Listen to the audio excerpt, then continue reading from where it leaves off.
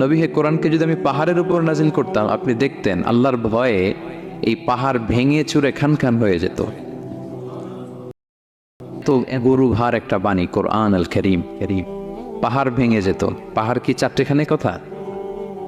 সুবিশাল পাহাড় আল্লাহ তাআলা পৃথিবীতে সৃষ্টি করে রেখেছেন। আপনারা আলাস্কা পর্বতমালার নাম শুনেছেন? Alaska range located in USA.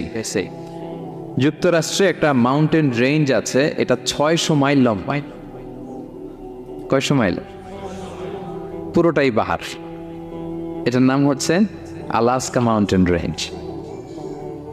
ইউরোপে একটা মাউন্টেন রেঞ্জ আছে, এটার নাম হচ্ছে আল্পস মাউন্টেন রেঞ্জ, এটা 750 মাইল লম্বা।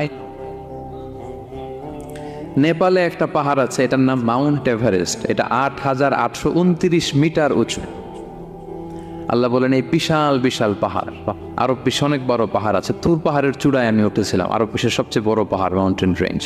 আল্লাহ বলেন এই কোরআনকে যদি আমি তোমাদের উপর নাজিল না করে পাহাড়ের উপর নাজিল করতাম, আলাস্কার উপর নাজিল করতাম, আল্পস পর্বতমালায় নাজিল করতাম, তুর পাহাড়ে যদি নাজিল করতাম, মাউন্ট এভারেস্টের উপর যদি নাজিল করতাম, তাহলে নবী হে আপনি দেখতেন আল্লাহর ভয়ে এই পাহাড়গুলো ভেঙে চূর্ণ বিচূর্ণ হয়ে যেত। কিন্তু সেই কোরআন আল্লাহ কাদের উপর নাজিল করেছেন? আমাদের উপর। সো হিউজ রেসপন্সিবিলিটি, অনেক বড় দায়িত্ব। এই কোরআনকে আমরা বুঝি কিনা, কোরআনকে মানি কিনা, কোরআনের আইন সমাজে চাই কিনা, this is the burning question. নিজেকে নিজে প্রশ্ন করুন যে কোরআনের যে হকগুলো আছে আমরা আদায় করছি কিনা। এটা যেন তেন কোনো বাণী নয়, এটা আল্লাহ তাআলার পাঠানো বাণী, অনেক ভারী অনেক ওজনওয়ালা বাণী। আল্লাহ তাআলা বলছেন ইন্না সানুলকি আলাইকা কওলান সাকিলা, নবী হে আপনার কাছে আমি অনেক ভারী হেভি ওয়েট ওয়ার্ড